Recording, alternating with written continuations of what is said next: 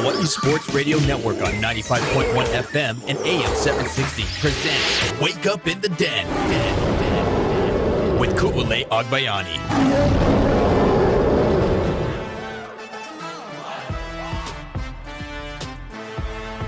Good morning, beautiful people. Let's wake up in the den alongside Paul Brecht. I'm Ku'ulei Agbayani, and Michael Lescaro will be in here soon, but we know he always has the furthest commute for all of us, coming all the way from beautiful Waipahu. So Michael Lescaro will be with us in just a little bit, and then you got the full team party as you do every Monday as we are streaming live on our YouTube channel. And mahalo for tuning in on the Hawai'i Sports Radio Network, 95.1 FM, AM 760, hawaiisportsradio.com. And like we said, on our YouTube channel, you can text us at 808-888-KGU1. That's 808-888-5481. And it happened technically late last night in Hawaii time, but happy official transfer portal being open day. We know there were a lot of players, both like from the University of Hawaii and all across the country, that have voiced their,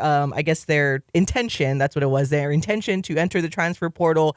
And today, the transfer portal officially opens, and we will get you caught up with things you need to know. But we didn't see anything significant or big-time news just yet, at least in terms of how it affects the University of Hawaii. We went through some of the players and stuff that intended to enter the transfer portal last week, as that's when a lot of them started posting because their seasons were officially over following the final game for their respective schools of the regular season. But one of the bigger signees that came in late, it was crazy because it was like, whoa, this is kind of late. We had early signing day last week, Wednesday, and then another signing that came in for the University of Hawaii, Kainoa Kaikai Carvalho, technically from Kahuku High School, but he has been on his mission and is still on his mission.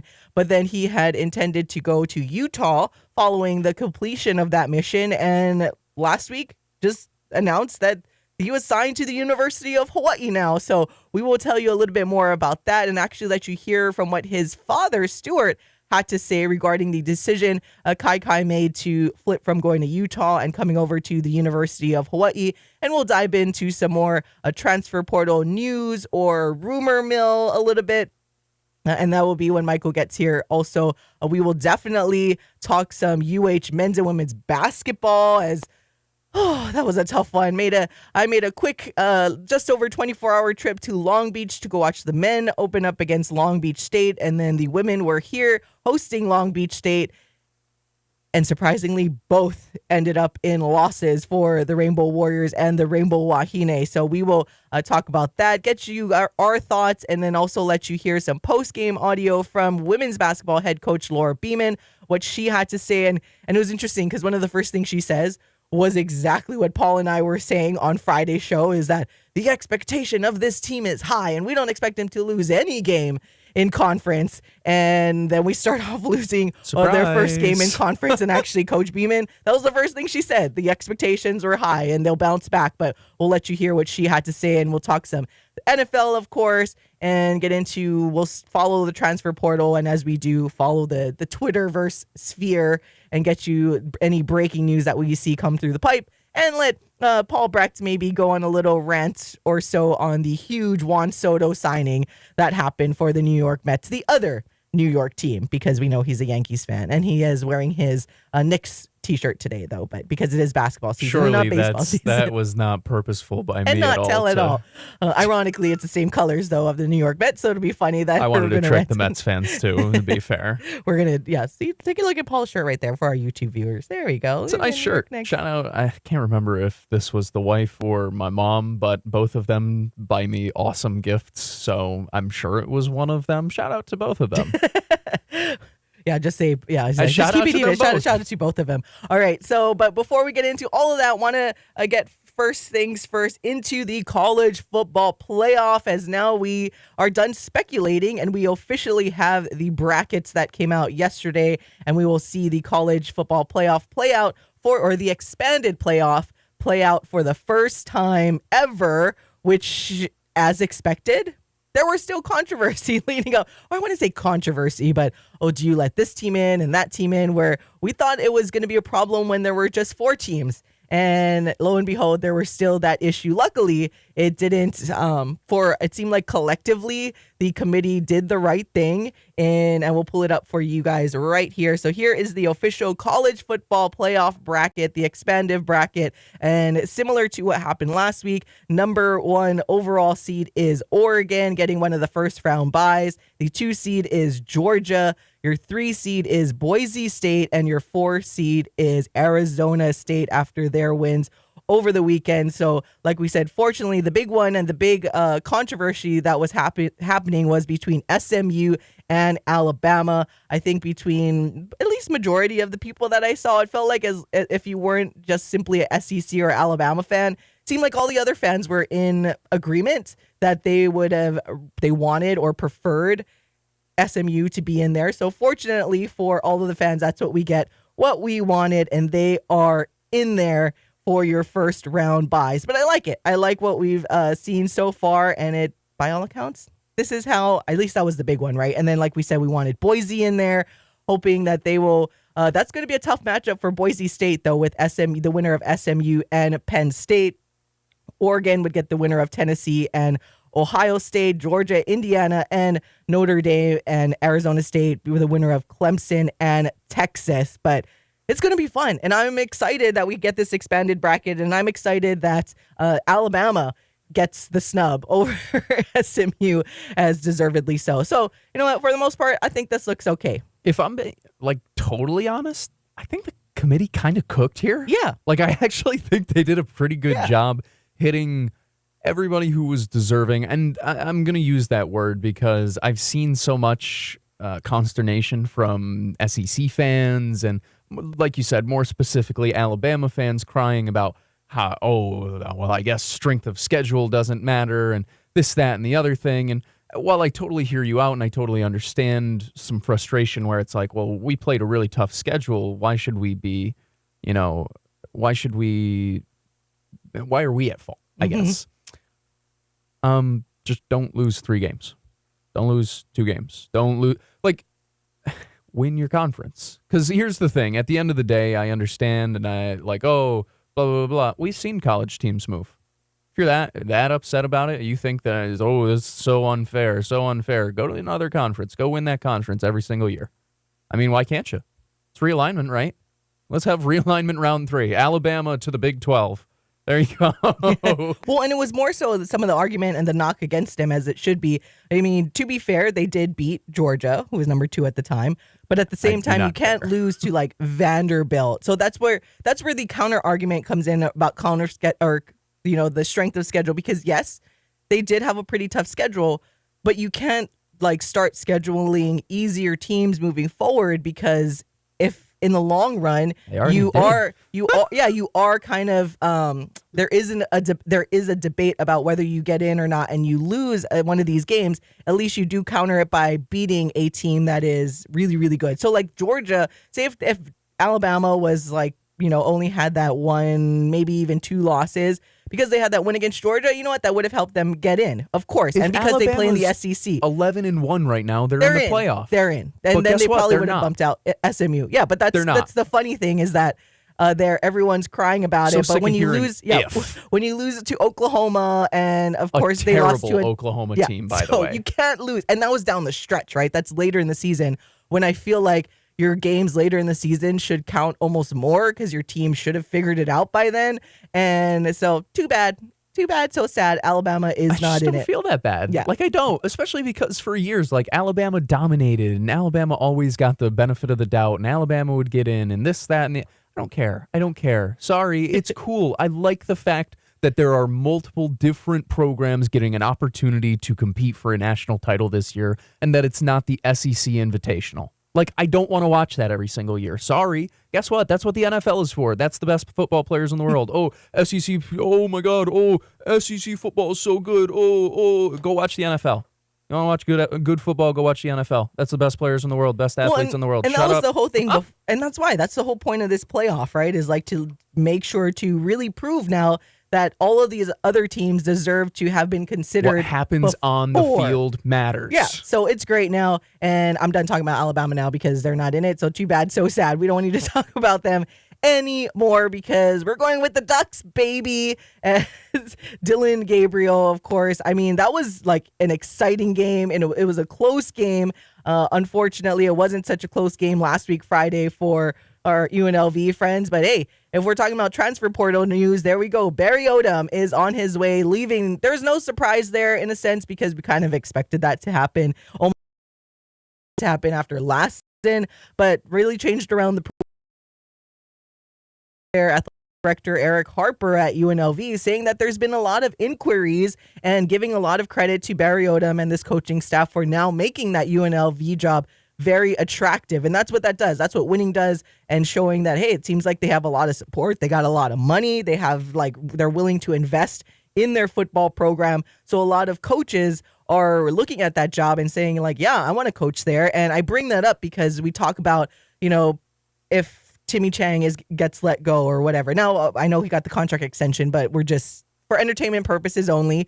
Part of our argument before with, oh yeah, just get rid of him. Or when we talk about other programs as well, we can't put it past these coaches for they want to go into a spot to put their name on a team. They need to go somewhere that they will find success and they feel supported as well. Whereas a job like Hawai'i doesn't exactly look entirely attractive. And hey, that could be said the same way of the athletics director position now too. If you're someone that has a lot of experience and wants to go into, not saying that you want to go into a job that's easy, but you want to go into a job that you got a lot of support.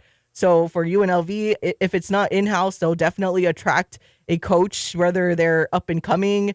Hey, what if we get like Craig Stutzman that goes over there to UNLV to be the head coach? I don't know. It becomes an attractive job. So that's what Eric Harper points out for UNLV now that Barry Odom is going to Purdue.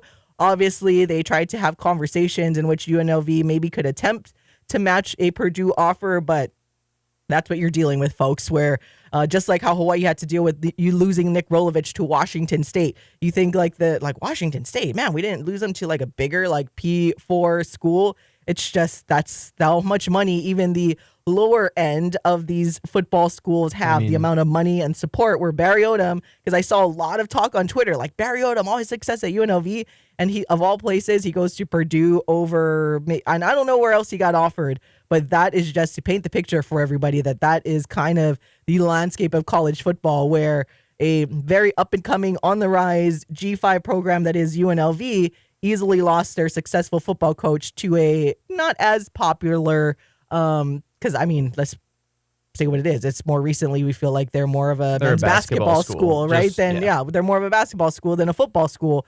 But that's the kind of money that they're competing with when you get to that level. But UNLV losing to Boise State 21-7. I know we said it last week. We feel happy for our guy out in Boise listening. Absolutely. But also, at least it helps the case for the group of 5 level. Should Boise State continue to be successful, should Ashton Jainty, as he should, win the Heisman, but all of those things come into play now. I was really, happy is the wrong word. I ended up being happy because as it went on and as the weekend went on, it became more and more clear that Boise State needed to win so that the Mountain West could get that representation in a top 4 seed, because I think the committee was looking for any way, shape, and form to knock down whatever G5 team was going to go in, or champion was going to go in, right? Because we went through this whole thing on Friday about UNLV and talking about how they also deserve a spot in and blah, blah, blah, all this stuff. And I'm happy in the end the Broncos get the 3 seed. That's really awesome for the Mountain West Conference, which they're still currently in right now. Thanks for that money, by the way. Yeah, thanks for the money. And also, just going back to your point before about how easy it is for P4 schools to snatch away. I mean, it's easy just for other schools inside the Mountain West. Think about New Mexico along with Utah State and the $2 million that Bronco Mendenhall's salary is all of a sudden after one good year with the Lobos, right? I mean, it's weird because Bronco Mendenhall was at BYU too. There are different levels and pools of money that people are playing with right now, and it's about finding the best way that you can continue on with the amount and the allocation that they have. So I am glad for UNLV fans to hear that they're already starting to search, and also that it's not a barren job anymore. People don't look at it and like, oh, UNLV, man, that's someone's gonna have to take that one. You can't be successful at UNLV. That was the perception, right, for a long time. And that's no not coaches that want to anymore. go there and be like, ooh, there must be something going on if they have all those resources and you can't be successful. But now Barry Odom and his staff had made it look successful. I know a lot of people, so we're saying maybe Brennan Marion would take over easily. But what I've been hearing is that they're still very much conducting a search and not necessarily looking directly in-house. One of the names that have popped up early, though, is UCLA defensive coordinator Ikaika Malloy has been one of the early names that I have seen in the rumor mill. So that could be interesting if Ikaika Malloy ends up at UNLV and we just continue like the Hawaii ties kind of in the Mountain West coaching. That would be like the Mountain West will be the Hawaii conference. Yeah, it'll be the Hawaii conference. Stay away. That, with like the San Jose State connection and everything like that will be interesting. Taking a look right now before we hit to our break, though, when it comes to the college football playoff, and now we said the official bracket is set. Not too much change in terms of who has the shortest odds to win the national championship. It is still Oregon. Actually, I would take that back. Oregon and Texas are both at plus 350. Georgia not far behind at plus 375, and Ohio State at plus 475. Penn State, who is on that side against Boise State, if they were to beat SMU, would have to play Boise State at plus 650. Then there's kind of a significant drop off at Notre Dame 11-1, Tennessee 25-1, Indiana 40-1, along with SMU being 40-1. The Heisman Trophy, though, it's changed ever so slightly, Paul, just a little bit. We have Travis Hunter still over there at minus 2,500, but Ashton Jainty at 10-1 now. So, hey. It's not as bad, I We're guess. getting now. Yeah, we're getting there. But if it's, this is the year that I hope will end up like the year when Tua was there. We thought Tua Tagovailoa was the clear winner when a bunch of us Hawaii media went, and it ended up being Kyler Murray. It in fact was not. So that's hopefully this will happen here where it seems like Travis Hunter, and then it'll kind of shock everyone and be Ashton Jainty. Dylan is there at 250-1. Along with Cam Ward. So I guess in terms of odds making, that would be a huge shocker if one of those guys win the Heisman. But it seems like down the stretch, it'll be between Travis Hunter and Ashton Jainty. And we will find out this week. Something like that. I think it's this week. I'll go look it up. Anyways. Woo! All right, got to step aside. When we come back, we will get into some transfer portal news and then let you hear from the dad of Kainoa Carvalho, a.k.a. Kai Kai, who we found out over the weekend as where we thought he was going to go over to Utah, and now he is going to come and play for the University of Hawaii, enrolling next calendar year, and then playing next fall because he is on his mission right now. So he will come back home and play for the home team. We'll be right back on the Hawaii Sports Radio Network.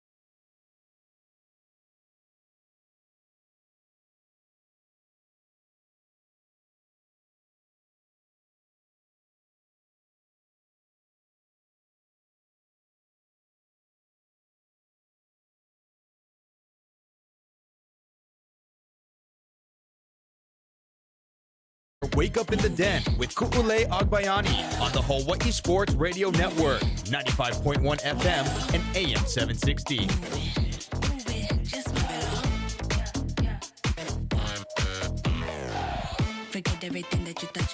Welcome back to Wake Up in the Den. Ku'ule Agbayani, Paul Brecht, and now Michael Escaro making his way into the studio to hang out with he us. hasn't been standing outside the door for the last 10 minutes. And surely he doesn't walk in with, like, of course, his LA Ram shirt as...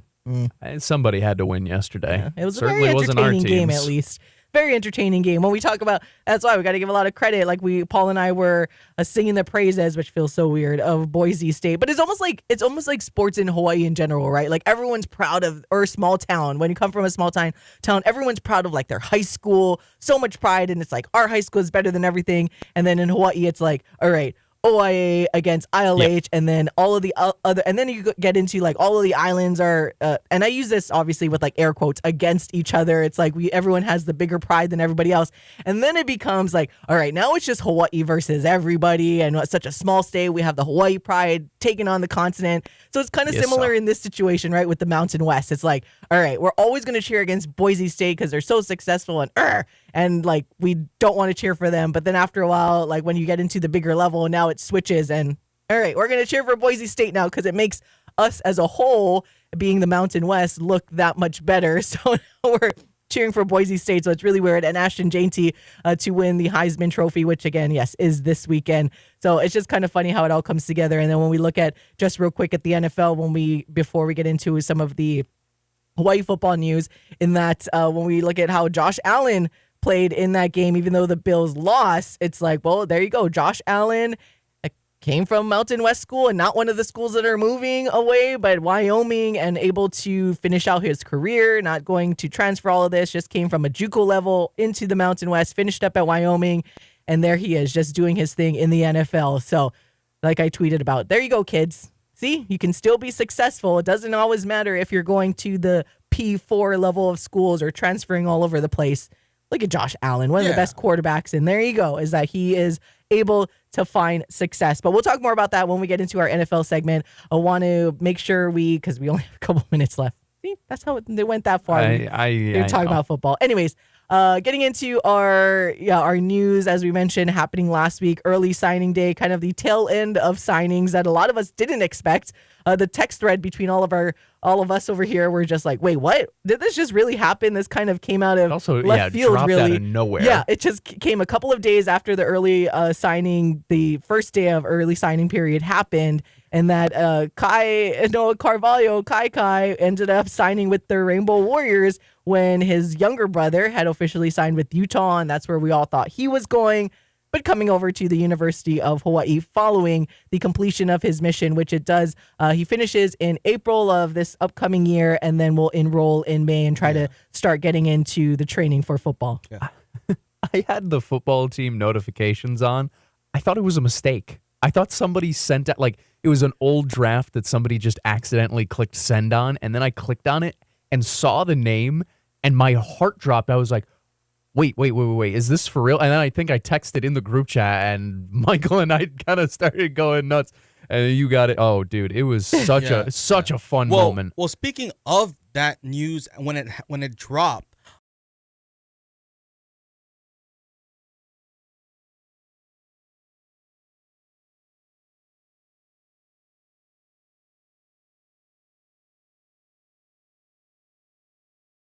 I was already kind of drafting up my little short write-up for the web post, because I know Paul's probably getting ready for a broadcast. Koo's getting ready to go to Long Beach to watch. We'll get to that later. But so I'm like, okay, let me get this up because I know Paul's gotta get ready for the broadcast. Then it came out. I'm like, who do I need to contact? So fortunately, because I have the connections, I was able to get on that before the rest of the media, because they were trying to get up the Big West sticks. So I was like, oh, cool. Woo. But yeah, when it came down, that was like, it was shocking because his dad is a Utah alum. His dad played for Utah. And then I know when we covered Mana's commitment in the summer, it's like, oh yeah, it's following that family tradition, because Mana also wasn't going to go on a mission, so they were going to potentially be able to have their 4 years together playing. But Yeah, it's a good shock, but I think part of it too is because of our coaching staff and how they operate themselves, right? I know throughout the season we kind of was begging for us to see Michael Alejado, but part of Timmy Chang's secret sauce is his loyalty, and he has quote unquote that on tape where, hey, if he makes a commitment to a guy, he's gonna stick with them.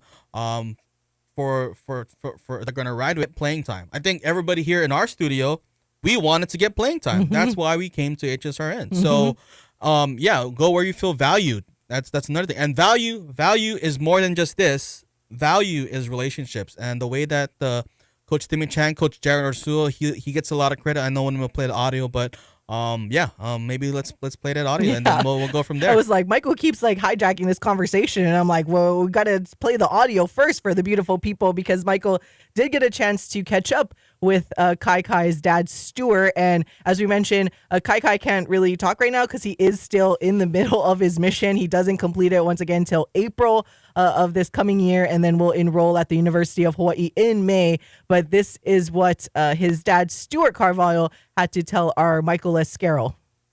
Well, as we all know, the early signing football recruiting period, was September 4th, and leading up to that, there has been a lot of, movement from coaches, from other schools, putting in the word, trying to, flip my other son, Mana, and talking about, our son, and just football in general. And at the end of the day, Kai Kai was kind of like, hey, Dad, what should I do, with all of this hoopla going on or whatever. And I said, go where you're wanted, go where people believe in you. And Coach Jared, which my wife probably thought he was the most classiest coach throughout this whole recruiting cycle for both my sons, have never lost faith in Kai Kai. He constantly contacted him during his mission, always showed him love. Every time we would talk with him, he always kept telling me, I'm going to get your boys, I'm going to get your boys. And I think that resonated with Kai Kai at the end of the day, that he wants to go somewhere where he's loved, where he's appreciated more than someplace where I have been and I've gone. So I'm happy with his decision, following his heart, but more importantly, following those that really believe in him, because that's when he plays his best. You mentioned because I think Kai Kai posted on his Instagram with a picture with his mom, with Yuri. Did that have any impact, being able to stay home and in front of friends and family? Oh, truly, Hawaii has given, Kai Kai, my son, basically our whole family, so much love and appreciation, that he knows that he's playing something, bigger than himself. It's not about him anymore. And the 2 years on his mission has given him the perspective that he served others to give back. And the least he can do is give back to the home state, to the community, to his family, and representing it the best way he can.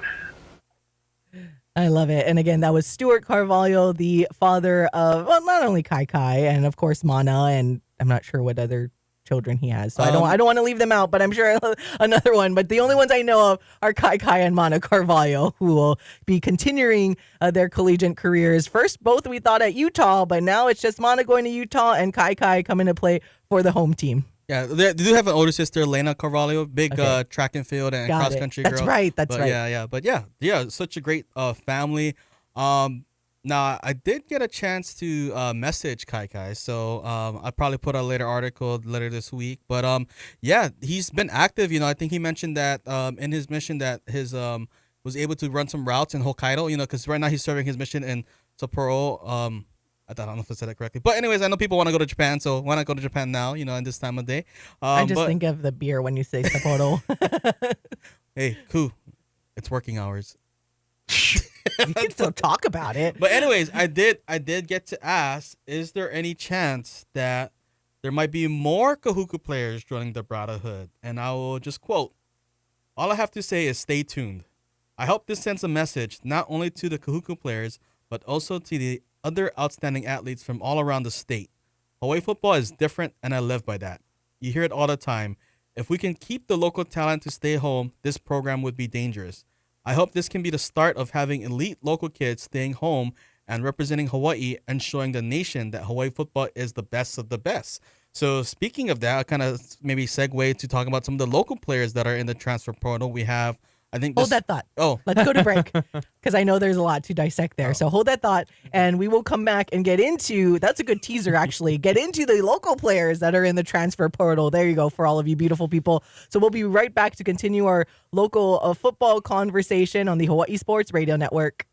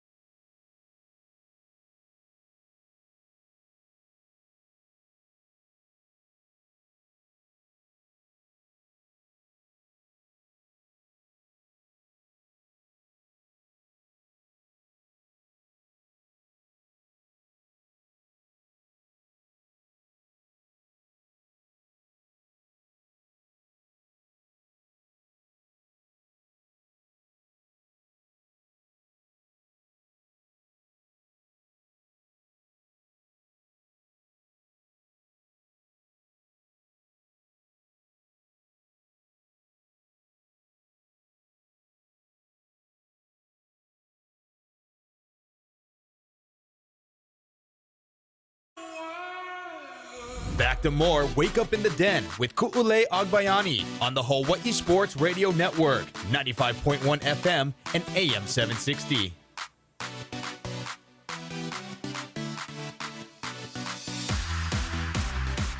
Welcome back to all of you, the beautifulest of all the beautiful people. Let's Wake Up in the Den. Alongside Paul Brecht and Michael Lescaro, I'm Ku'ulei Agbayani. Mahalo for tuning in this and every weekday morning from 8 to 10 and watching on our YouTube channel as well, or any of our programming throughout the weeks that we have here. And that is why you are the beautifulest of all the beautiful people. All right, getting back into our football conversation as it deals with the transfer portal, especially as it in Hawaii time, it opened late last night, but it's going on right now, and it's been the talk of the town. A lot of players, not only that played at the University of Hawaii, but also with Hawaii ties, announced their intention throughout the week last week once their regular season was over to enter the transfer portal. And we know a few of them that we talked about with the University of Hawaii, and Tylen Hines was one of the early ones, John Keave Sangapolutele, Alex Perry, along with a bunch of other names that are now going to explore other options besides the University of Hawaii. And of course, we wish them all the best and thank them for everything that they've contributed to this state and to playing for the University of Hawaii. But before, we haven't seen any significant news in terms of players that are coming here via the transfer portal, but we have our Michael Lescaro here to, as we mentioned before going to break, just talk about some of the players with local ties that are officially in the transfer portal. One of the big ones last week we mentioned was Trechke Kahuna. There's still, I don't know if we got any inklings on where he might be leaning towards, but Michael, take it away in terms of all what we are seeing in the transfer portal right now, especially as it deals with more of the players with local ties. Yeah, so today, I think this morning, it was announced that Tausili Akana is in the transfer portal. He is the younger brother of Kaylee Akana, who's also at Texas. And I can't remember her name. Braylon Akana. Yeah, she played, who's doing pretty good in her career field actually right now, too. I think she works for the Standard, too. Yeah, go follow her on Instagram. Yeah. But yeah, so he's the son of Brandon Akana, Kahuku football head, not football, basketball head coach. I was gonna say, I'm like, dang, they moved on from Sterling. Sterling loses one state championship and they move on. Also, The he's basketball the coach. facilities manager at BYU Hawaii, so maybe we might see BYU Hawaii dip into the Pac West again. But yeah, he's in the transfer portal. He played at Kamehameha, so he has roots there. There is also Ka'eo Akana, transfer portal from the University of Utah. So Utah is just taking a big hit in their transfer portal. Trech Kekahuna, he's in there. But I did get a contact number for one of those players this morning on the drive over, so I might try to facilitate a little interview we might be able to play. But yeah, there's a lot of players from local ties. Not in the transfer portal is Anelu Lafa'ele. He's not in transfer portal yet. I think there's last week there was some commotion, but I think he might stay at Wisconsin. But yeah, there's a whole bunch of players. Also not in the transfer portal is Micah Alejado. I know we love the message boards, but some people on their message boards, you gotta just stop dropping the conclusions. Just because he was in Vegas on a pre-planned vacation doesn't mean he's Paul getting and I made scooped sure by to UNLV. Yeah, we made sure to tailor those expectations for everyone and Micah to Purdue.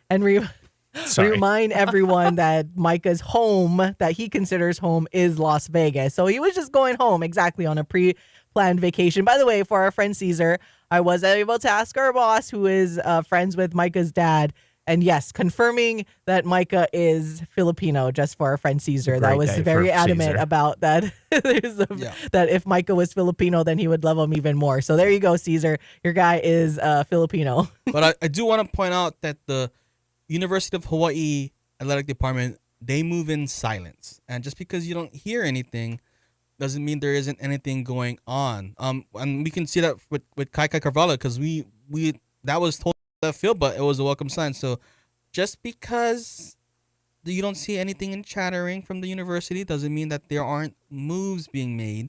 They just like to get their ducks in a row. But there is reading of the tea leaves. I won't spoil it, but in addition to the transfer portal, there was also something being handed out last week that is public knowledge. So kind of read the tea leaves if you want to get a hint, wink, wink. I don't even know what we're talking about. I was going to say, I'll have to go read the tea leaves. I do want to mention, though, for the University of Hawaii, because I saw Thomas Sheffield, the special teams and tight ends coach, last night posted, like, here we go when the transfer portal officially opened. Because he's someone that needs to be actively recruiting or going in the transfer portal, because it wasn't like not one, but both long snappers, I believe, are entering the transfer portal from the University of Hawaii. Yeah. Correct me if I'm wrong, And, you guys. So Kamalo DeBlake, who was a running back but listed as the backup long snapper in many depth charts, is also gone. But they also have Nick Pang, I believe, out of Punahou Schools, that's on the roster. He was at Sisterhood Social, this past Sisterhood Social, so he's around. You know, he might be part of the future, but definitely a punter we might be looking at. Kai can kick the football, so maybe that's something we might be seeing. But, you know, I know Coach Chef doesn't want to spoil anything, but yeah, be on the lookout for what they pick up. yeah, that'll be interesting. And I know they kind of want to use, I mean, to have a couple of players in there and young players. We bring up like Titan Lakaden, who is somewhat of a similar type of player and built similar to Kai. I know a lot of people that want to talk smack are about like all the Utah fans talking smack about Kai for switching over, and they're like, oh, well, he was short anyways. Scorned well, X. Doesn't matter. Yeah, it's all about what you do on the football Also, field, talk so that don't be a crap hater. about one of your recruits who's coming in to his brother. Do that. That definitely helps when it comes from people who talk about how important family is. Good job, Utes fans. Yeah, they're just going to hate Hey, that they lost out It's to from somebody else. the top down, right? Right. If their 80 is going to say whatever he wants to say and get fined for making some obscene comments, it starts from the top down. True. And I bring that up because, well, I don't know if I want to segue again, but, you know, the University of Hawaii didn't do so good last week in their sports.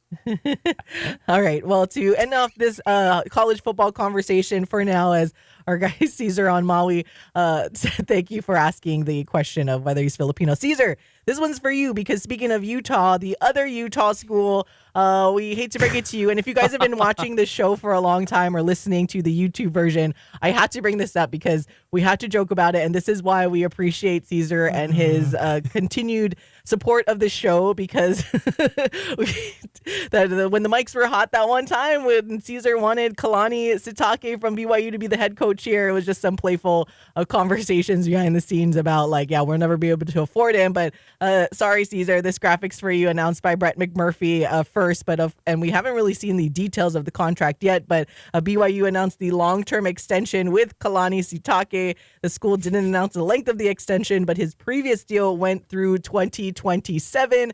So unfortunately, I doubt we will ever see him here, and including just the success that he's had. But we wanted to kind of bring that up ever so slightly because it was just a fun chuckle that we all had. It's not, but we appreciate you guys that have like entertaining and good fun ideas, and just that's what sports are. Sports are fun, so it's nice to throw around those ideas. But sorry, not sorry, Caesar, that our guy Kalani looks like he, by all accounts, will be staying at BYU. I like to think that Caesar earned Kalani that extension because he started the rumors that Hawaii would be interested in bringing him back to coach the program. BYU didn't want to lose him. They didn't want to pull a Barry Odom, right, and lose their head coach. So they had to lock him down. So shout out to you, Caesar, for getting him an extension and hopefully a raise too. There we go. All right, going else. Other things going on in our YouTube comments. Someone very early, we got a Mike J in there that is now a good segue to our conversation with University of Hawaii men's basketball, commenting again very early about head coach Eran Ganat. But as we mentioned, both the men's and women's teams losing in Bold Week to Long Beach State for their first conference game of the season. Didn't anticipate both squads to lose, but we will get first into the men's basketball game when we come back on the Hawaii Sports Radio Network.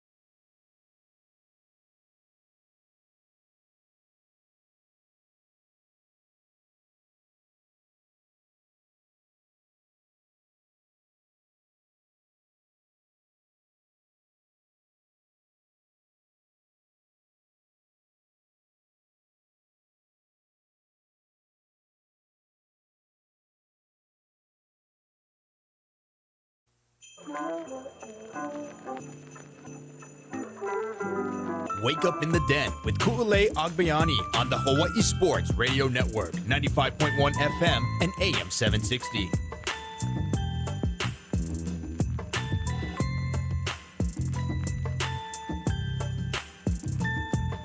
Welcome back to Wake Up in the Den. Ku'ulei Agbayani, Paul Breckton, Michael Lescaro. All right. Oh, got to go and talk about that interesting game, the men's basketball game that we saw. As I mentioned, I was out there, went to the Walter Pyramid for the first time, which was pretty interesting. I know a lot of people joke that it is the biggest waste of space, and it kind of is. I mean, it's crazy. I think the one thing that I can take away, I think this was like the only, I mean, aside from obviously UNLV, which is different because they don't actually play, and well, Thomas and Mack is pretty cool, but other than that, I've never been to any other away game or away institutions in the Big West. So this was like my first time. And yeah, I'm like, makes you appreciate even more the Stan Sheriff Center because like that's but okay, that's cool. Hey, it's part of their branding. I like their little A, you know. Their little the Yeah, the fake pyramid. knockoff beach. It's not even that like close to the beach, not as close as the University of Hawaii is to the beach. I'm just gonna say that. Anyways, Can we get them a real mascot too? Again, by the way, I know they're like the dirtbags in baseball. They go by like the beach or whatever. Or they're the 49ers on ESPN. Can we get them like a mascot? Because man, writing the recap sucked. I like having like 3 different ways to refer to a team and going between Long Beach State, the beach, and LBSU sucks. Okay, get them a new mascot.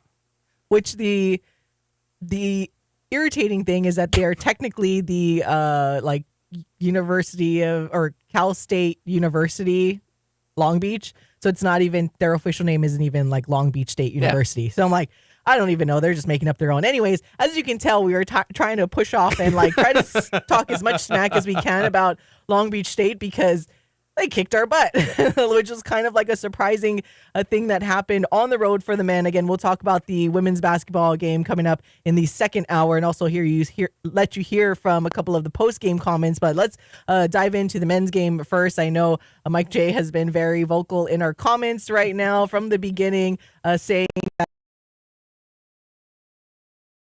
YouTube this morning, but Ganat needs to go, and also saying Ganat goodbye a few ways down there. And I know that's kind of been the issue with a lot of fans in general, but I want to look closely at this game at first. Hawaii losing to Long Beach State 76-68, and this was a game that, I mean, Hawaii went in as a 5.5 point favorite in terms of matchup because Long Beach, they were coming off of, prior to their Thursday win against Cal State Fullerton, they lost 5 games in a row, and they are very much a new team. They're similar to Hawaii, where they got a lot of transfers, lost a lot of their guys that were, one, new head coach, 2, lost a lot of their guys that won that Big West Conference championship last season, so they're not necessarily like the defending championship team. So they were still kind of figuring out things out in this season. We liked what we saw so far from the Rainbow Warriors when they went through their non-con. That's why we had these high expectations that, hey, they were going to go in, they were going to win. I thought that 5.5 point spread was really fair and that the game would be close, but there was no way that Hawaii was going to lose. And when the game happened, you could just tell that it was it felt uncharacteristic, but at the same time, I think the frustration that happened throughout the game was just the lack of adjustments and we talked about this before when it comes to football and the offense with Braden Shager. Almost like trying to fit the square peg into the round hole. Like, just let them play basketball in terms of what we were watching. And I bring that up because one guy that, Paul has been covering ever since he first committed to the University of Hawaii with Aaron Hunkin-Clater.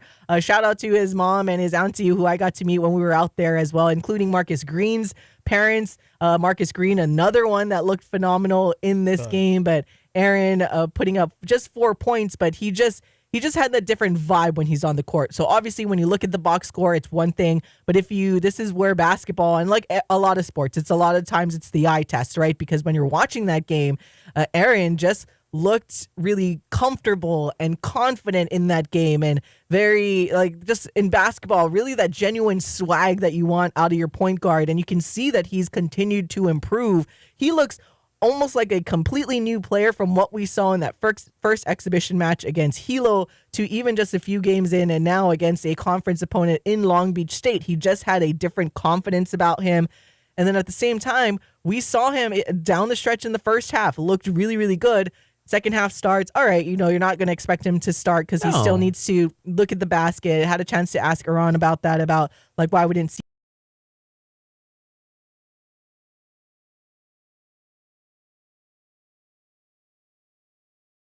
at the basket and look to score more often than not, right? So we get that, but then sometimes just the game of basketball, you just need to let it flow, and that's what Aaron was bringing, especially if you compare him with Cody. And I remember texting you guys before we saw it late down the stretch in the second half that I would love to see Aaron as the one and Marcus Green as the two, right? Cody Williams just was not having that good game. His body language when he came out in some of those timeouts, I did not like. You could just see the frustration taking over him, where Aaron was very much like the guy in the moment and taking care of the basketball. Just had, like I said, I can't say the swag enough because you guys saw his handles. It was fun to watch. That's what fans like to see when you look at your point guard, right? You want to see that. It gets people excited. It gets fans excited. I'm sure it gets the players excited. So that was that was one of the main disappointments. And we were texting like, and I was there on the side. I went from being happy cool with my pom-poms, like cheering really loud, to just being completely frustrated in the second half because I wanted to see more of Aaron. And then sure enough, when he finally went in again in the second half, you saw that boost in confidence. And just real quick, looking at some of the stats right here, again, 76-68 was your final. Hawaii just shooting under 50% from the field. Long Beach State shooting at 50.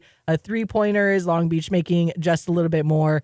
But when you look at the team on paper, right, I still believe that Hawaii was the better team in this case with the better overall players. Now, I know Devin Askew, who is that transfer from Cal, he looked really good in terms of some of those threes he made like down the stretch where like they were guarded and you just couldn't stop. It's just one of those where they just happened to go in. But overall, this is why we had so much confidence with this team against Long Beach State, because we thought they were better. And it was just a very, very frustrating game to watch, especially down the stretch. A lot of the things that we've talked about before already with this team kind of came to head. And a big reason why this is a frustrating loss is because you see them compete in the first half against North Carolina, one of the ranked teams in the country. You see them almost come back in the second half against a team who, frankly, is just better in Grand Canyon. And that gave you confidence. Okay, you leave this road trip with a split. And it was there for Hawaii at times, right? They brought it within a few points down the stretch, and it just you can't allow the turnovers that happen to happen. I mean, 27 points off 17 turnovers for Long Beach State it's almost impossible to come back from, especially when your offensive rebounding isn't giving you the advantage that it normally does, you know? And that's not because the Bows weren't getting second chance opportunities. They weren't converting on second chance opportunities. And when a team is, and I want to give Long Beach State a lot of credit as well. I mean, they were on fire from long range. I think they ended up 10 of 13 from 3-point range. That's unheard of in a lot of places, even with like leaving them wide open. A lot of times teams don't shoot that well. And unfortunately for the Bows, the Beach did, but you have to take care of the things that you can take care of. And that is ball control, right? And big reason why, a big gripe that I had that Aaron didn't play more, that Hunkin Clater didn't get more run in the second half. In his time, he played 15 minutes, 15-ish. It was a little less than that. 4 points, 4 assists. By the way, 4 assists is the most that any player has given out in a game this season for a Rainbow Warrior. It's been done multiple times, but he did that in 15 minutes, right? He moves the ball well. He gets the offense flowing. He gets them in a rhythm. They play a little bit faster when Aaron Hunkin Clater is out on the floor. And I'm not calling for him to start. I'm not saying he needs to play 30 minutes a night and be your starting point guard by the next game, or I'm going to riot. But this is a kid who should be playing 18 to 20 minutes per night because he gives you a different look offensively. And I think that is the biggest frustration, because this is a game that Hawaii could have won, should have won, and now sets you back, and you're starting from behind the race once you get into January because you didn't take care of business in your lone Bold Week game. Yeah. Yep. Paul bringing up a point about being variety on offense, and one thing I do like about Coach Iran Ganat is that they actually run sets. But at some point, when you run these sets, it shows up on film.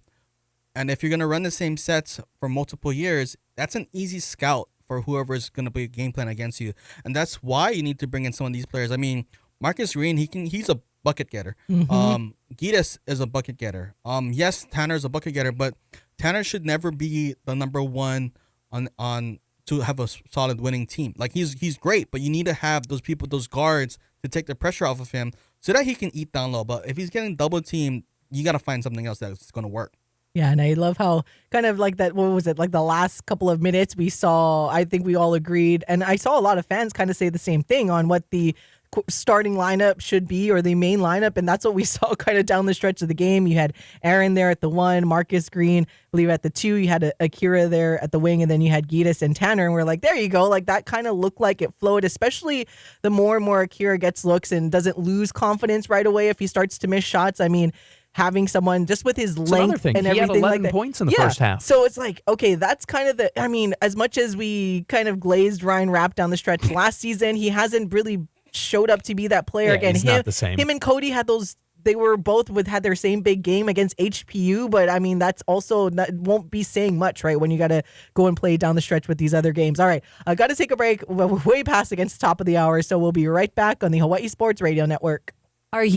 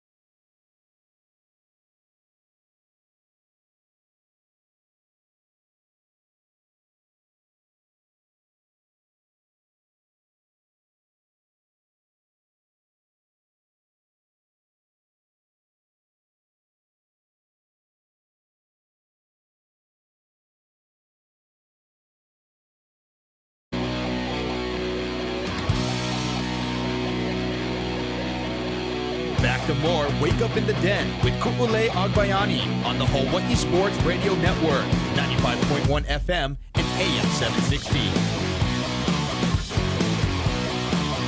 Welcome back to Wake Up in the Den, hour number 2. Ku'ulei Agbayani, Paul Brecht, and Michael Lescaro. Mahalo for tuning in this and every weekday morning on the Hawaii Sports Radio Network, hawaiisportsradio.com, listening on demand wherever you get your podcast, or as we do every Monday, streaming live on our YouTube channel. So again, thank you for watching, liking, and subscribing to our YouTube channel. And I mentioned it last week, but for now, we are still going to stay put in our current studio, but probably sometime within the new year, we will have our actual official last show YouTube show in this studio as we are making our way to move. But the funny thing is, where we are moving to, we have no idea. So I've been asked a lot of that, like, where are you guys moving? I'm like, I don't know. To be honest, I don't know. We're just kind of going with the flow at this point, but we will be moving out sometime within the next couple of months. But until then, we will keep you updated. Hopefully there isn't a week where we have to skip a YouTube show entirely, but I know that would be so sad. Or we just have to move it to a different date. I don't know. We'll figure it out. Maybe we do a special like moving edition and we'll go old school and like be filming like on the floor. We can all like sit on the floor and do a show and we'll see how that happens. I don't know. We'll see how it goes. Pre-game for the national championship. Pre-game YouTube stream for the national championship. Well, maybe. But that means that ruins the pre-gaming in other capacities for the national championship because Oregon's going to be in it. So I got to get all. Yeah, well, cool. Pre-game is a multifaceted word. That's true. Well, I'm gonna go with like all Pat McAfee when they were in Ireland type of situation in the pregame. If we have that, if Oregon is in the national championship, the pregame will turn into a pregame broadcast. Will turn into like I said, I'll be Pat McAfee in Ireland type of situation, and the beverages could be flowing in that special edition, and we would see how it goes. It would definitely be a YouTube only type of show and not necessarily exactly YouTube only. And we got to reward our YouTube commenters and just stay out there in YouTube. All right. Let's see. Now I'm going to lose my train of thought. Okay. I want to get into some NFL. Why do I like to, I don't know, maybe I'm just a masochist and want to like torture myself by talking about the NFL. No, but I know the beautiful people obviously care very much about the NFL. And unfortunately for anyone that is not a Chiefs fan, the Chiefs voodoo magic continues. It just keeps going. The Chiefs yesterday captured their 9th straight AFC West title. And hey, if my mom's a Chiefs fan. Okay, shout out bandwagon Chiefs fan. fan. That's why there was some beverages that got bought. You said for Sunday night. But we were just cracking up because on the kick that the Chiefs won, she was like, "Put it in, put it in." And it got put in from the goalpost. Yeah, and the reason why we talk about exactly why we say that it's the Chiefs voodoo magic is because their game-winning field goal in which they beat the Chargers yesterday 19-17 came off of a doink that went in, and it is opposite again from like the Chicago Bears style where it seems like the doinks always go out for the Chicago Bears in the most game-winning and opportune times that have happened, not just this season, of course, but other seasons for all of my fellow Bears fans out there. But the Chiefs, once again, AFC champs as if nothing can continue. However, if at least on one end they do lose because the Chiefs have failed to cover the spread in 7 straight games, extending their longest non-covering streak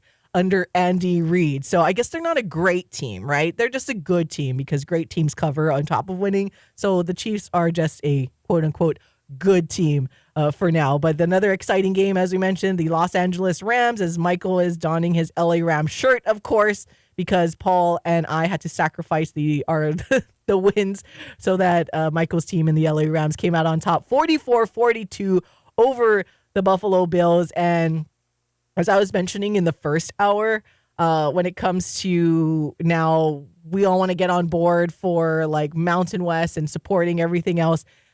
As hard as I've been and as much as I've, talked a little smack about the Buffalo Bills and their time is done ever since that overtime playoff loss to the Kansas City Chiefs that led to the rule change in overtime for the playoffs, I felt like the Buffalo Bills, like their Super Bowl run has been done.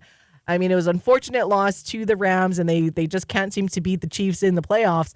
But I'm kind of rooting for the Bills just because I want, like, Josh Allen to come out on top one way or another because it'll help with the case that we've been making for the Mountain West and just the time that we are in right now in college football, right, where it's all about the NIL money. And I don't want to knock other players. Like we talked about Kai Carvalho earlier, just wanting to go where he was wanted and where he felt appreciated, and that's why choosing to come and play for the home team. But for the most part, everything going on is NIL and all of these schools and the revenue share with the P4 schools and everything like that. And pretty soon we'll actually be looking back when Josh Allen played at Wyoming and talking about how that was a different time when Josh Allen was playing there up until now. But the bigger part is that just proving that it's just a matter of a lot of it just has to do with the player that you are, the work you put in, and doesn't necessarily matter if you're going to go and play at some of these big time P4 schools and get paid. Josh Allen, again, to remind everyone, went and played a year at a JUCO college and then went to Wyoming for 3 years only and finished out at Wyoming.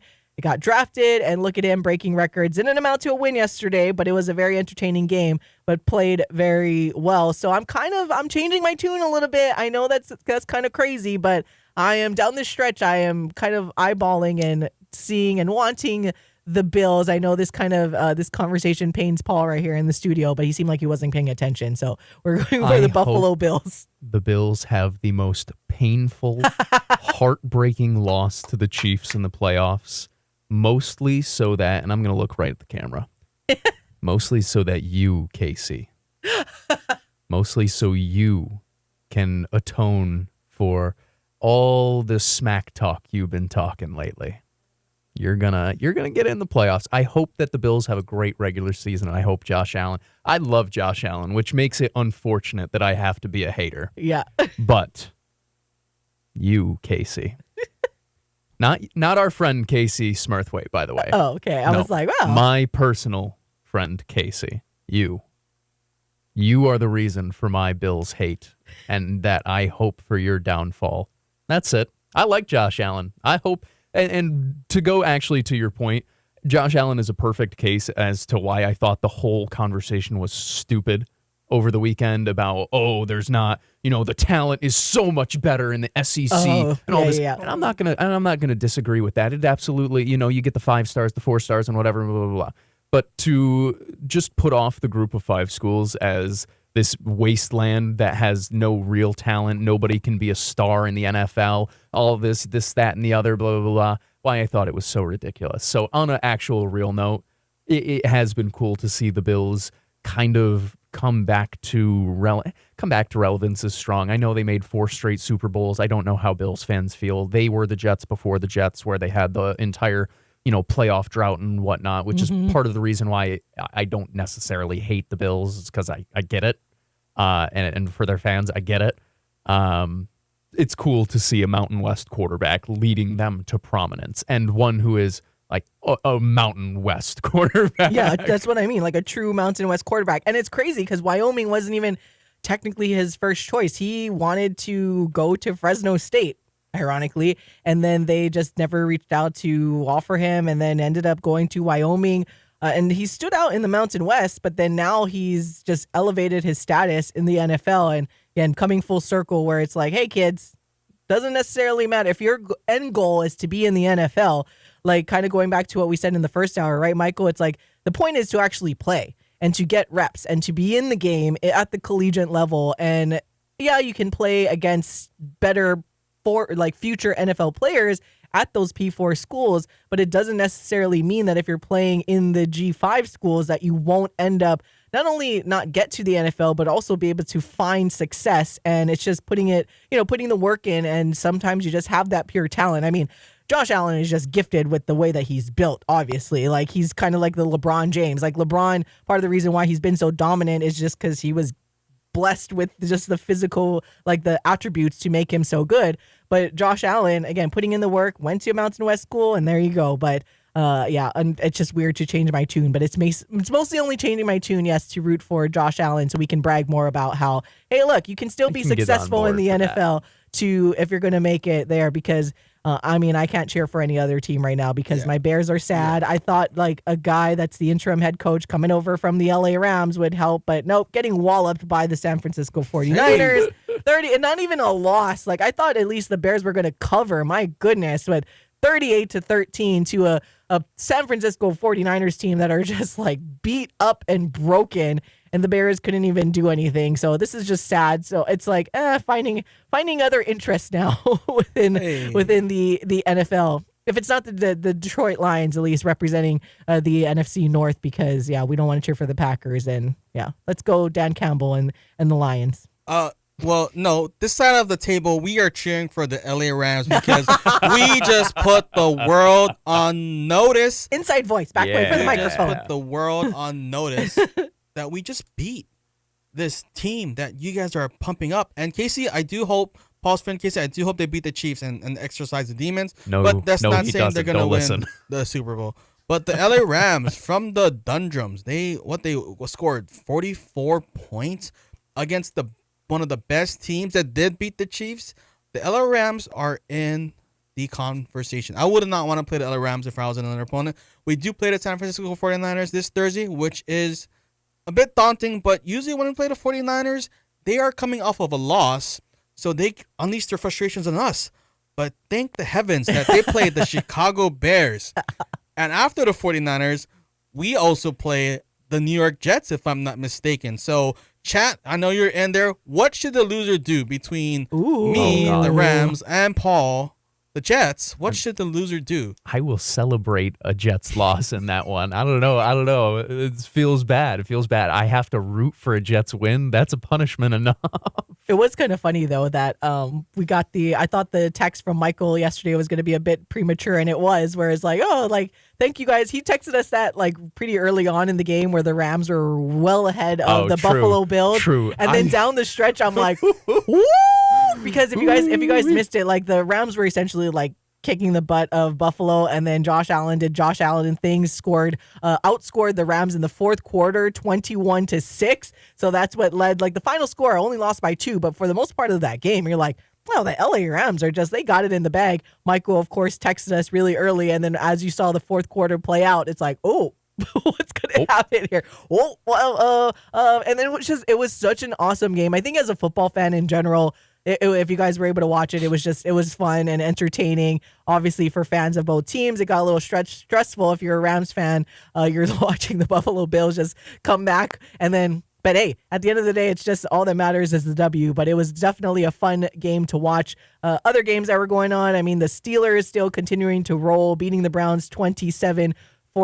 The Buccaneers, man, if there's any fandom out there that as my fellow Chicago Bears fans, it's got to be the Las Vegas Raiders at this point. So I know Hawaii has a lot of Raiders fans, so we can all, hopefully console each other, because this has just not been a fun season as the Raiders getting dominated by the Buccaneers 28-13. Well, they're getting Shedeur Sanders, so that's a good consolation. Yeah, he's been doing his own campaign for that. My friend is a Raiders fan. She said, "I'm going to vomit the Raiders on their third string QB is unsettling." I hit her quickly back with, are there really strings for you guys after Aiden O'Connell? That was a big hit in the group chat. Ugh.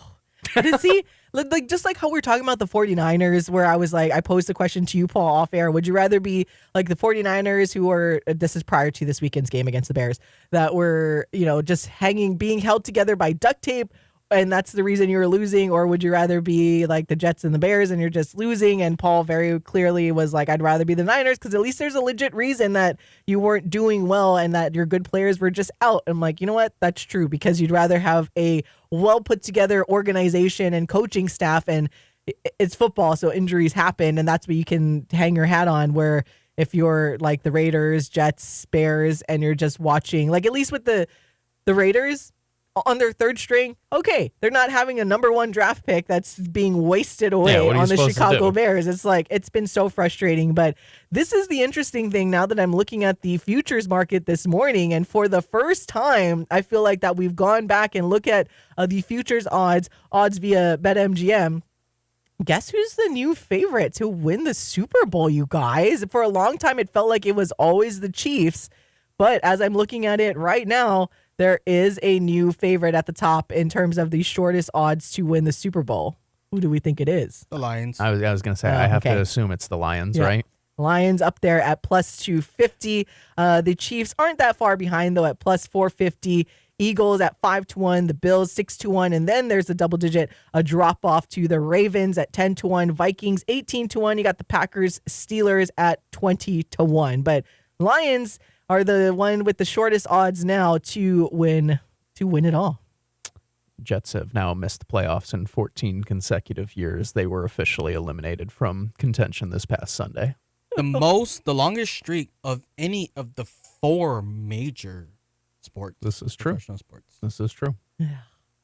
Having all of Is my it draft time yet? all of my adult life has happened. All the cool things that you get since the Jets have made the playoffs last, license, permit, voting, drinking, everything, marriage, the last thing that's left is having a kid, and I'm gonna put it off until the Jets make the. No, I'm kidding, guys. Kidding. Oh my God, I'd be without it forever. Yeah. You know, the bloodline ends right there. All right, taking a look, as we mentioned, the Chiefs earlier clinched their 9th straight AFC West title, and of course into the playoffs. The other teams that have clinched a playoff spot are the Detroit Lions and the Philadelphia Eagles. Shout out to our Zorned and Darnell Arsenault, the resident Eagle fans for HSRN, and of course the Buffalo Bills back on the AFC side. So those 4 teams have officially clinched playoff spots. In the hunt right now on the AFC side, we got the Steelers, Texans, Ravens, Chargers, and Broncos, and a few teams on the bubble. And then going over to the NFC, in the hunt, you got the Seahawks, Buccaneers, Vikings, Packers, and Commanders. And officially eliminated, as Paul said, one being the Jets on the AFC side. So along with the Jets in the AFC, you got the Browns, Jaguars, Titans, Patriots, and the Raiders. So all of those teams officially out crazy, stupid and eliminated. conference.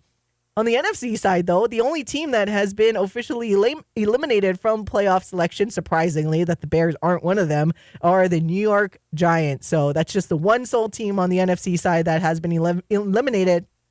Everyone else, including the Chicago Bears, apparently, are still on the bubble. Was Daniel Jones ever? Yeah, he's a Viking. Oh, that's right.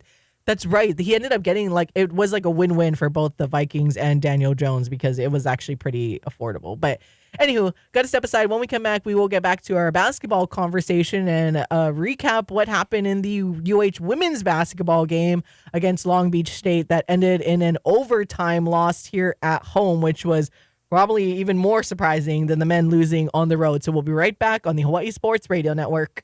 Gary.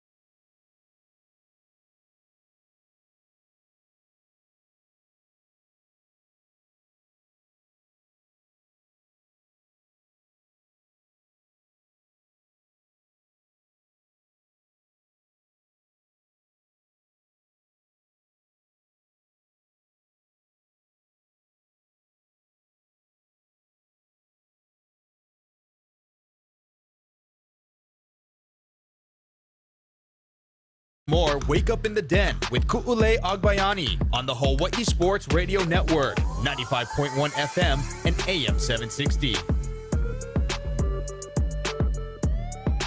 Welcome back to Wake Up in the Den. Ku'ulei Agbayani, Paul Brecht, and Michael Lescaro. All right, we will get back to more football conversation more locally as the transfer portal is officially open. We won't talk about the NFL anymore today because it just becomes depressing again. I just wanted to torture myself to You open do up have to segment. watch the Cowboys this afternoon. Oh, or that's listen, true. You know, Okay. That's fine. Okay. shout out Coal You- Federal Credit Union, You win that one, Michael. You get that one one. of our Okay, sponsors. yeah. We do have to shout Michael- out Shout the out to Cowboys. Cole FCU. Michael's got to take the wins. They that he are. get 'em. They seemingly are figuring it out down the stretch. Josh, although we'd love to see Trey Lance. Thank you for my sports cards. But future investments here. No more NFL. Yeah. Only during, like Caesar said, that the only teams he'll cheer for in the NFL are the ones with the local players. You know what? I tend to cheer for the sports card investments that we have and hoping those kind of make its return. Anyways, getting to UH basketball with the women's basketball team. We talked about the men's basketball team in the first hour, and now we got to switch over to the women's basketball team. Probably the more surprising loss out of the two. Again, it was bold week, so the Hawai'i squads and the Big West playing early games or early conference games. Usually the first conference game is like the end of December / beginning of January, but now we get a early one in December. But Hawaii falling to Long Beach State 73-69 in overtime, which was kind of surprising because I know Paul and I, Hawaii doesn't go undefeated in conference, or definitely need to keep that undefeated conference or undefeated home streak against conference opponents continuing.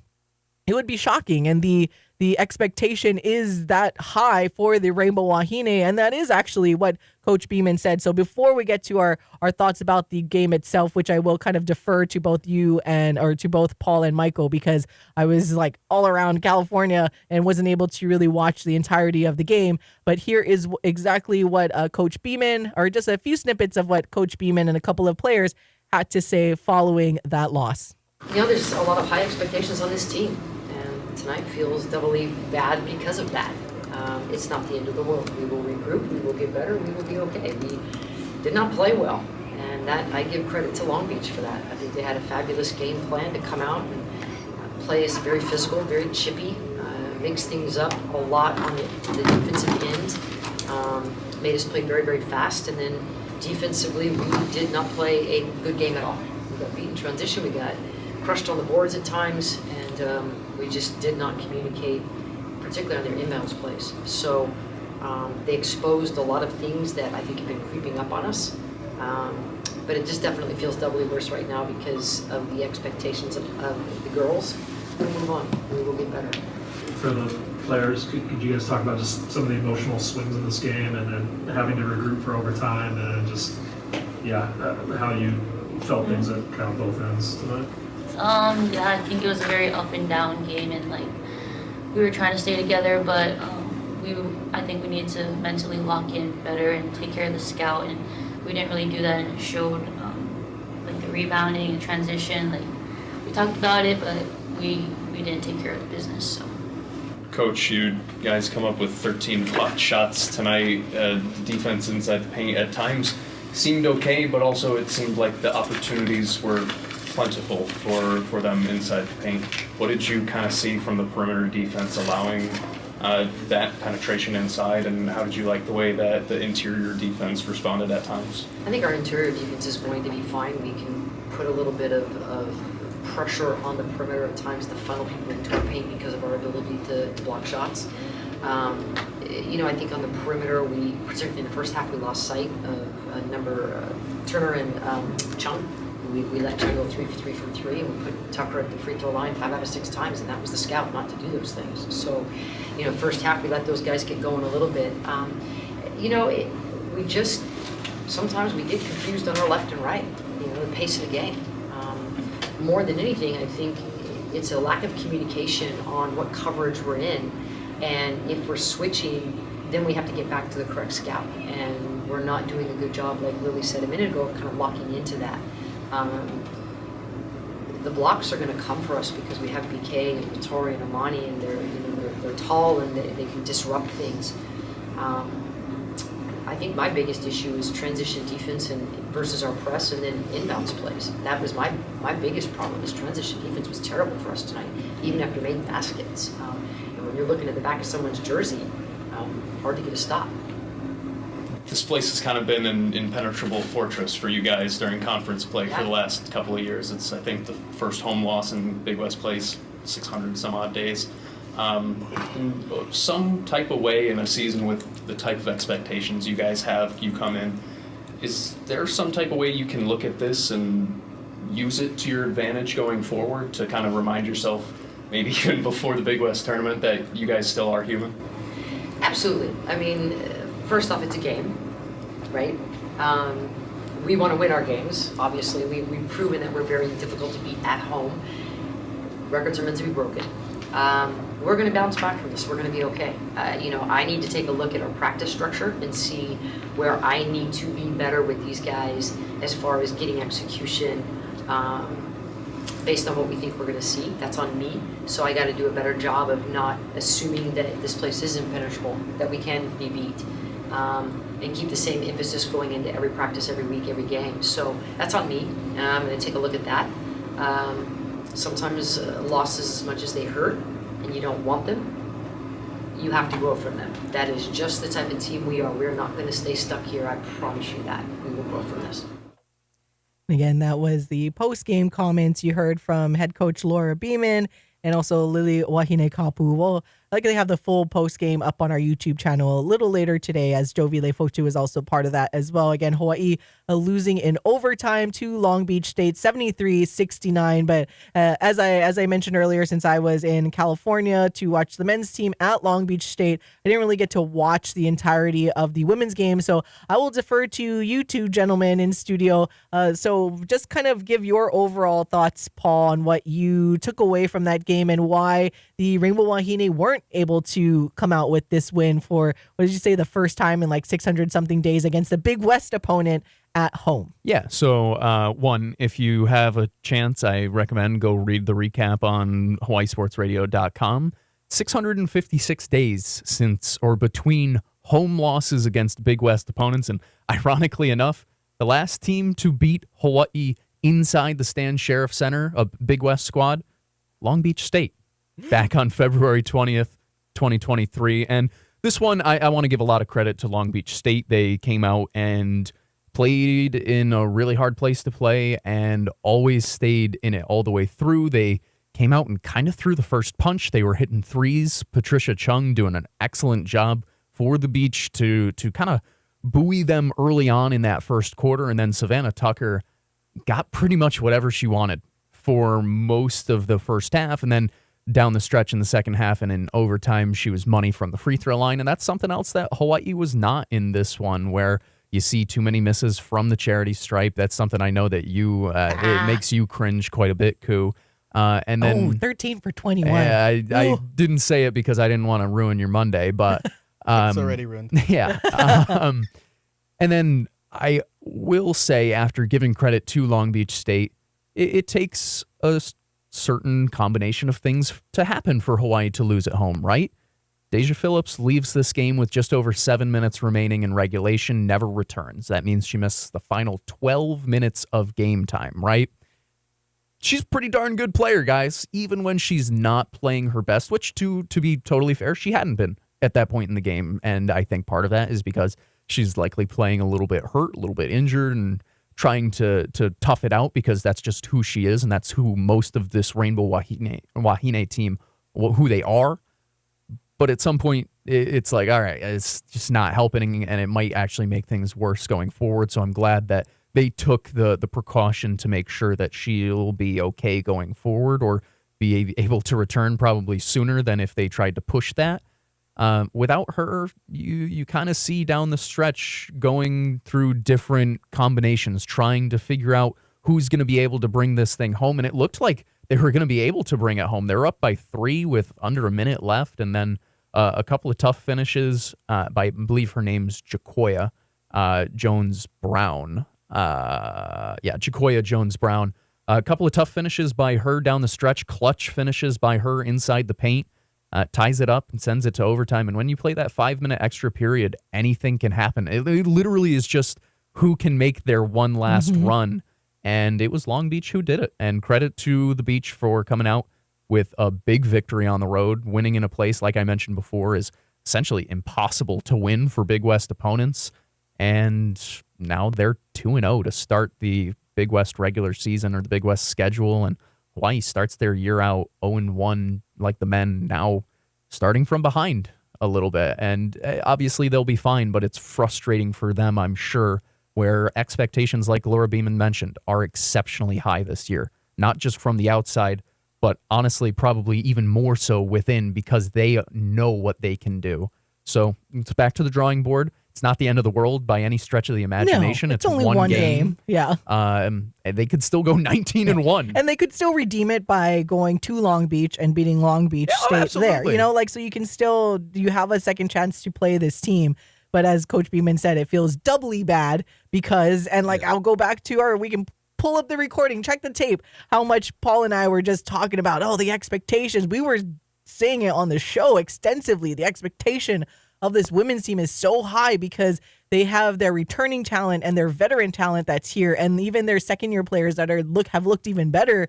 Like, they've gotten better over this 1 year span. And then you bring in a talent like Vittoria Tamilo, and you're like, man, they're riddled. And the expectation is even higher than last year. And that's why a game like what happened on Saturday was like, because we talk about the depth too. So even though Deja Phillips went out, you would assume that this team, hey, they still have depth. So they're still going to do a fine job. By the way, you bring up Vittoria Tamilo. I'll give it to you in a sec, Michael. 14 points, 9 rebounds, 6 blocks in her return from injury, by the way. What a stupid talent she is. It is incredible. Yeah. But, I mean, I was going to bring up Paul's point where he said a lot of things had to go wrong for the Wahine to lose this game. Number one is the free throws. That's inexcusable. You have to be better at that. This is a team that likes to pride itself on getting to the free throw line and making those clutch shots. And if we just made one more of those, we wouldn't have gone into overtime. But, Paul, again, Deja Phillips injured at the end. We kind of missed her at the end. But also that game just had a weird feeling to it where there was a lot of clock malfunctioning. And, like, I think even the Long Beach coach was, like, stomping because the clock wasn't running on, one of Hawaii's last possession. But that's inexcusable from a administrative and a facility standpoint. Like, we can't have this. I mean, one or twice to go to the video board to review for getting the correct time, sure. But multiple times in clutch situations, you're giving teams a free timeout. Not to mention that there's a good amount of Long Beach fans in the game, and they were getting into it. I do want to credit our fan base because they did get into it as well, celebrating some big threes by Melanie McBee in the fourth quarter. But the clock, that just slowed the pace and the tempo of the game down. It just felt like a drag. And for a team on the road like Long Beach, hey, those little gaps in space when the home crowd doesn't get into it because we're like, okay, we got to sit around and not do nothing. So something needs to looked into that because we can't have that be happening. It just makes us look embarrassing as the athletics department. It is a really good point by Michael, and I know we got to go to break here, but it's a good point in terms of... So you're saying with no Craig Angeles, it's just all falling apart? With no Craig Angeles, the Hawaii athletic teams are combined 0-4. It is. I mean, hopefully that snaps soon, but it's, it's a again, it's not like he's the one playing, but you guys know that we've been very vocal about how this whole AD situation played out. So, we're going to have to point out just these little tidbits and facts that go into karma exists. Post Craig. Many are calling it the Craig curse. That's all I'm saying. Many are calling it the Craig curse.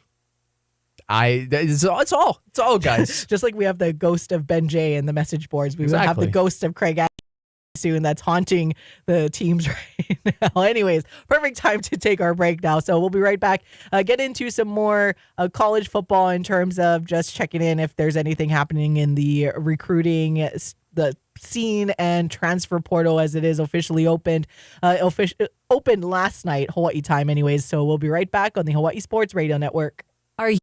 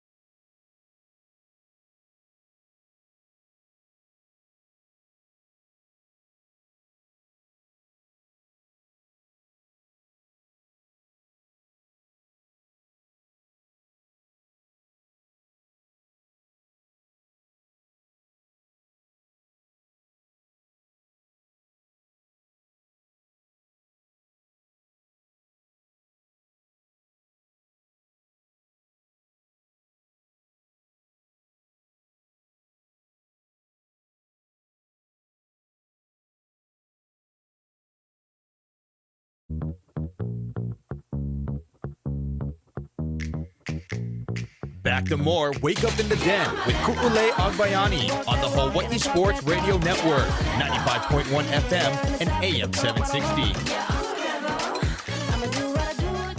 Welcome back to all of you, the beautifulest of all the beautiful people. It's Wake Up in the Den alongside Paul Brecht and Michael Liscaro. I'm Ku'ulei Agbayani. Mahalo for tuning in this and every weekday morning on the Hawai'i Sports Radio Network and streaming live every Monday like we are right now on our YouTube channel. So hello and shout out to everyone that tunes in on our YouTube, and you can always watch the YouTube show on demand as well as it goes live immediately following the conclusion of us talking to all of you beautiful people. All right, I want to get back to some of the football conversation. Before we do, though, I want to remind everybody about the opportunity being presented by Fantastic Sam's Hawaii that for any high school football student athlete in the class of 2025, Fantastic Sam's is providing a scholarship to play at the next level at Valley City State University. If you know anyone that's interested, again, any football student athletes in the class of 2025, go to vcsuvikings.com and submit the Recruit Me form. That's vcsuvikings.com to submit the Recruit Me form to get to help yourself or someone you know get recruited and play at the next level. And you can also go to hawaiisportsradio.com, and there's a little maroon colored looking banner that you guys can click on to take you directly there as well if you're driving around and can't exactly remember. So again, Valley City State University. And again, shout out to Fantastic Sam's Hawaii for providing this opportunity for football student athletes in the class of 2025 to play at that next level. And in case it does sound like a random school, there are actually a lot of kids that from Hawaii that are there. So you guys can go look it up, look at the roster, and you won't be like you're completely somewhere new. So they have been recruiting in the state of Hawaii. So anyone that goes there won't feel like they're completely out of place. So shout out again and kudos to Fantastic Sam's for creating this opportunity for any of these football student athletes. All right, getting back to local recruiting and just the transfer portal in general, as I do want to kick it back over to you, Michael Liscaro,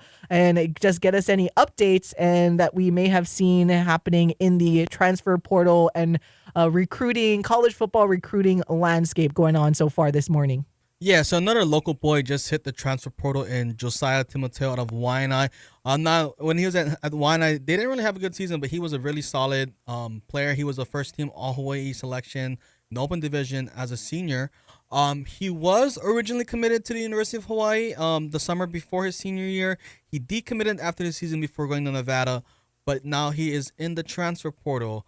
But I do have some vibes that we might be looking into him because one of the latest members of the staff that joined in the past offseason is Anthony Arsenault, a running back. He's running backs coach, but he's wide receivers coach at Nevada. But he was there when Josiah Timoteo was there. So maybe. Well, and there's still in general those Hawaii connections. Yeah. And we always talk about it all the time where everyone here seems to be huge fans of Micah Alihado. And we need to start shoring up that offensive line. Any indication of where exactly on the line he plays? Because I was just having this chat with the people that I was with at Long Beach, and need to make sure that blind side for Micah Alihado is probably the most well protected. Well, so I'm not too sure, but he can probably play ever. But before we talk about the blind side, I want to note that because Micah Alihado is left-handed, his blind side is his right side. So that kind of helps because I do like our depth at the right tackle. But also want to point out another player in the transfer portal that anybody with big donors with money, this is the guy you start throwing your bag at.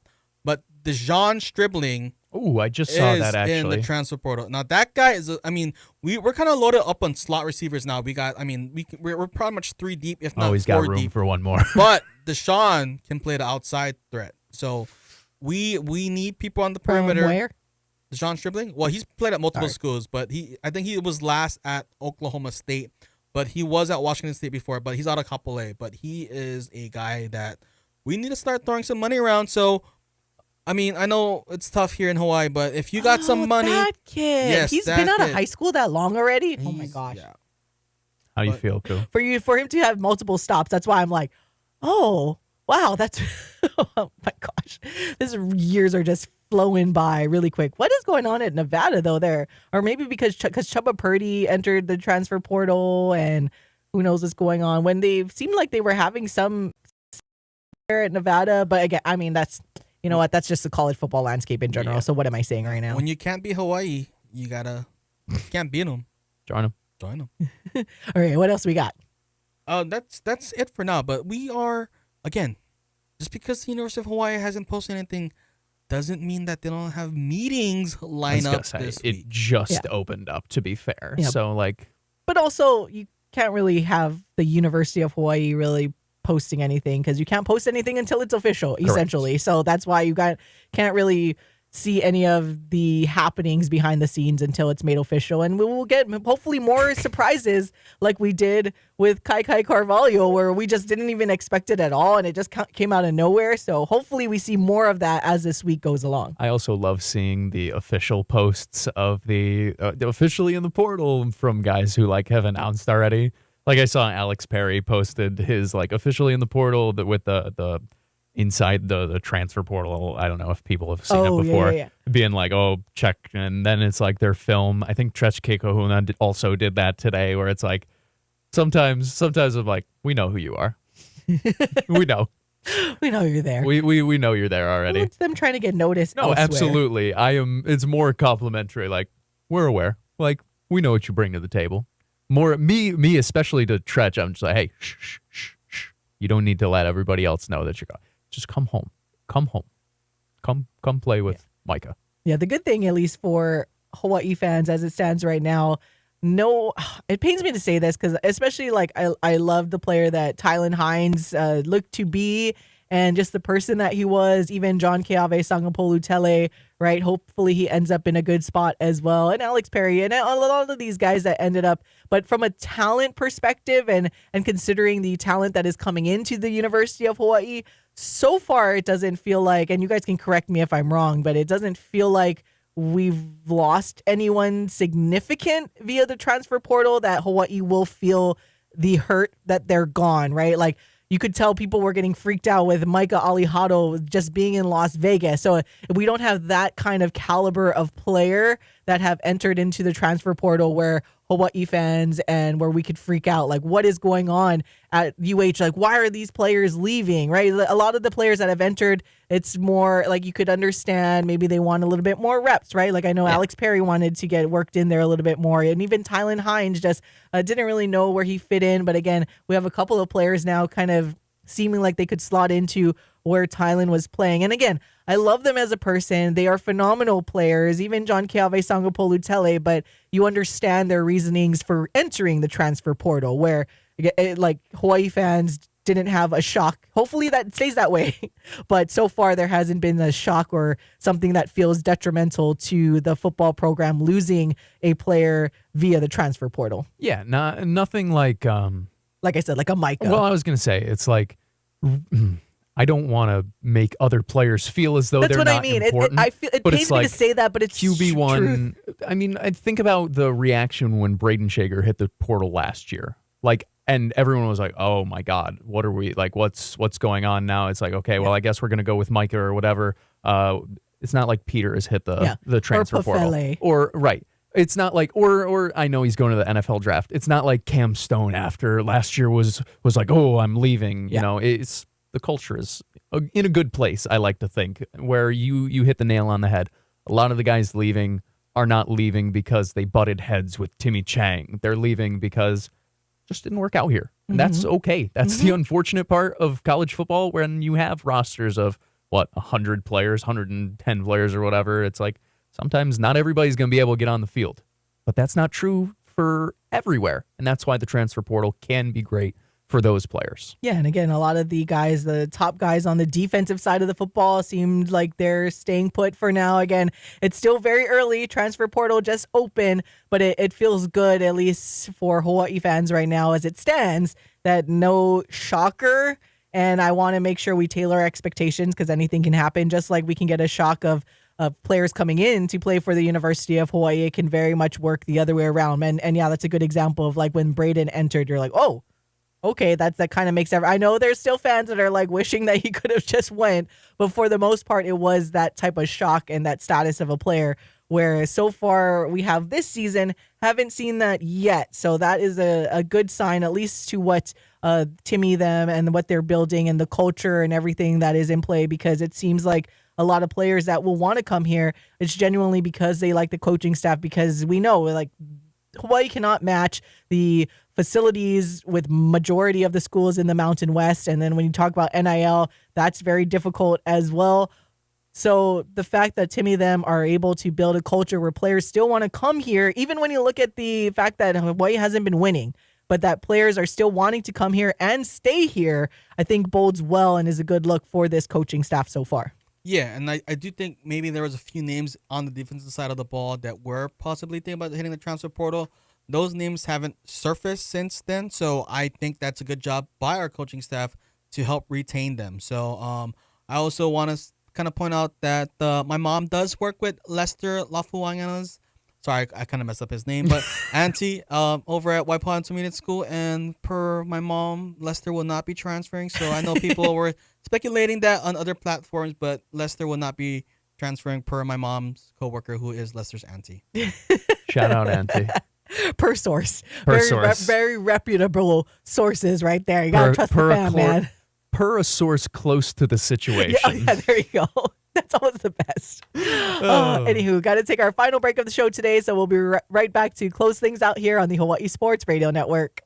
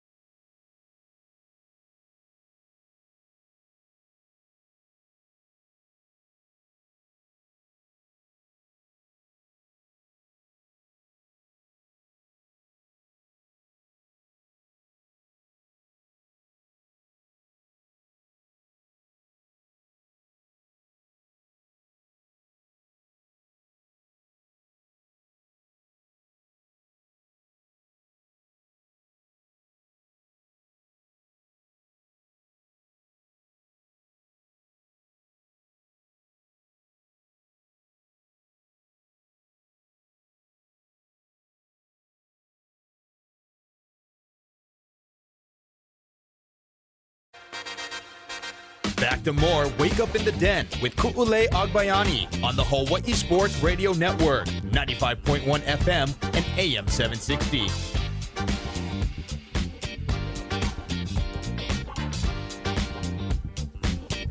Welcome back to Wake Up in the Den. Ku'ulei Agbayani, Paul Brackton, Michael Lescaro. All right, just a few minutes left in the show today, but one of the big news in the sports world nationally that came down the pipe, and something that Paul and I were talking about after the show wrapped on Friday, is just where superstar outfielder Juan Soto would end up, and he will be with the New York Mets, agreeing on a 15-year, $765 million contract in what's believed to be the most lucrative deal in team sports history, until a matter of time, till next year it gets broken again, because I feel like we were just saying this about Shohei Ohtani and his deal with the Los Angeles Dodgers.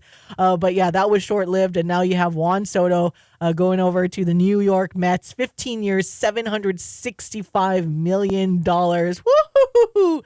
But yes, Paul, as a fan of the other New York team, that is the Yankees, and I know you keep up with all of the rumor mills as it revolves closely to the teams over there in New York. But and after you've had some time now to settle on the big news that came through for the Mets, how are we feeling today? This sucks for the Yankees fans. And as a Yankees fan, dang. Because the Yankees made a competitive offer. And for a long time, that's been the gripe with Hal Steinbrenner, is it feels like he is cheap, cheap for a Yankees owner. The Yankees put up a competitive offer. 16 years for $760 million is a great, great offer, one that I cannot be upset as a fan about. I will say there are expectations now that you spend that money elsewhere to shore up the roster, because there are holes for the Yankees. I'll also say this. If you are a Yankees fan, there's no need to freak out. It sucks, and that is absolutely okay to acknowledge that you lose a 26-year-old Hall of Famer in his prime. He goes across town and signs with the Mets. It's not a great look, but also Steve Cohen was never getting outbid. The contract, realistically speaking, that Soto got is actually probably going to go to about $805 million, because after the fifth year, there is an opt-out for Soto that the Mets can negate by upping his annual average value from $51 million to $55 million per year. So in total, probably about $805 million to Soto over the next 15 years. Great job by him. Great job by Boris. I think the round number meant a lot to Soto and meant a lot especially to Boris, where they wanted the $50 million per year. The Yankees weren't ever going to go there. Their offer maxes out at $47.5 million per year. Once again, great offer, beats out what Ohtani got. All of those things just wasn't enough at the end of the day. And also Soto was sold on what the Mets' vision for the future is. And that's excellent for him. I would feel great as a Mets fan. This is one of the greatest signings in MLB history for the Mets. And I'm like, I mean that wholeheartedly. But I also want to slow your roll for Mets fans who have now preemptively started to celebrate World Series titles. I was going to say, that's the main thing on if your gamble cashes in, because Correct. The Mets have only won a couple of World Series, with the last one coming back in the 80s, 1986. We know they've gotten there, and they've been in the playoffs, obviously, most recently, but it's a matter of cashing it in. We saw that was the knock on the Dodgers for a long time, spending all of this money, the high payrolls, and yet it didn't span or work out until this recent World Series. And again, we can have the playful debate about the 2020 World Series, but for the most part, at least in my opinion, it only finally cashed in this past year for the Dodgers. So the Mets have to do that too. I mean, you look at it, Francisco Lindor under a 10-year, $341 million contract, but he also, Cohen shelled out the $130 million for Max Scherzer, $86.7 million for Justin Verlander, and those didn't ultimately work out to World Series wins. So that's going to be the big thing for New York Mets fans. As you said, Paul, it's like, don't necessarily celebrate it yet, because it just happened with the Dodgers and giving Shohei Ohtani that max or that crazy contract that ended up working out and winning them the World Series, we don't know if that's going to happen here. Yeah, I mean, at the end of the day, the offseason champions, and a lot of Mets fans who are Jets fans know this, do not mean that you will be the regular season champions. So we'll see what happens. Wish it was the Cubs. Anyways, got to go. For Paul Brecht, Michael Escaro, I'm Kulei Agbayani. Mahalo for listening. Bye. KGUA